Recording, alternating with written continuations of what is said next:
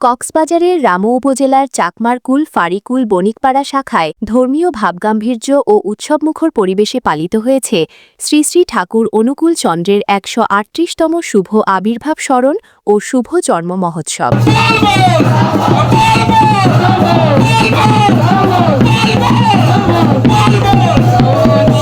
দুদিনব্যাপী এই আয়োজন অনুষ্ঠিত হয় গত ১৫ ও ১৬ জানুয়ারি বৃহস্পতিবার ও শুক্রবার। মহোৎসব উপলক্ষে নানা ধর্মীয় ও সাংস্কৃতিক অনুষ্ঠানের আয়োজন করা হয়। এর মধ্যে ছিল শুভ অধিবাস, শ্রীমদ্ ভগবদ্ গীতা পাঠ, সত্যানুসরণ ও নারীনীতি পাঠ প্রতিযোগিতা, মনজ্ঞ সাংস্কৃতিক সন্ধ্যা, নৃত্য প্রতিযোগিতা, দীক্ষা গ্রহণ এবং মাতৃ সম্মেলন। আজকের এই আগত ভক্তবৃন্দ সবার পক্ষ থেকে আমি সুন্দর তাদের পরম দয়ালের মঙ্গল কামনা এবং মঙ্গল জানাচ্ছি। তো আমি চাই এবছর নেই আমাদের অনুষ্ঠান, এবছর যে ভাবে আমরা আয়োজনটা করছি সামনে আরো সুন্দর দ্বিগুণ সুন্দর করে যে উৎসবটা আয়োজন হয়।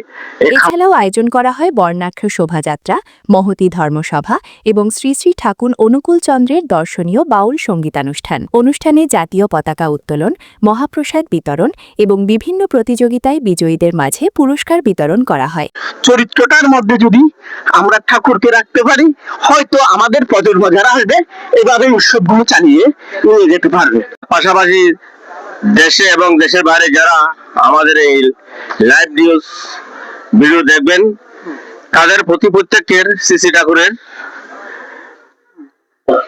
প্রার্থনা ইষ্টর্জন কামনা করি এবং সবাইকে আমার আনন্দিত জয়গুরু। খুব সুন্দরভাবে অনুষ্ঠানে সভাপতিত্ব করেন শ্রী কেশব ধর।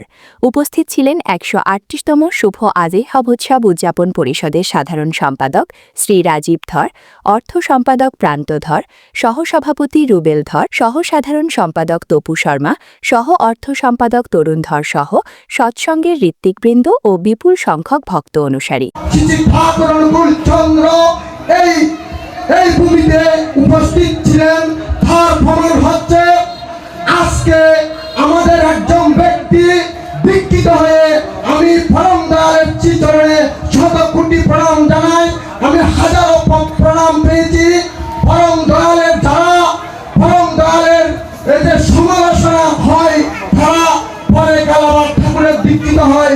আমি পরম দয়ালের প্রতিনিয়ত মাত্র 10 মিনিট বা 20 মিনিট, আধা ঘন্টা হলে আমরা ধর্মীয় শিক্ষা শিক্ষিত করি আমাদের মানকে সব থেকে রাখার জন্য। এই আশাটুকু ব্যক্ত করে আমি সকলের শ্রীচরণে নিবেদন জানিয়ে আমি আমার বক্তব্য শেষ করলাম। সমীর রুদ্রের পাঠানো তথ্যচিত্রে সত্য সনাতন টিভি, রামু, কক্সবাজার।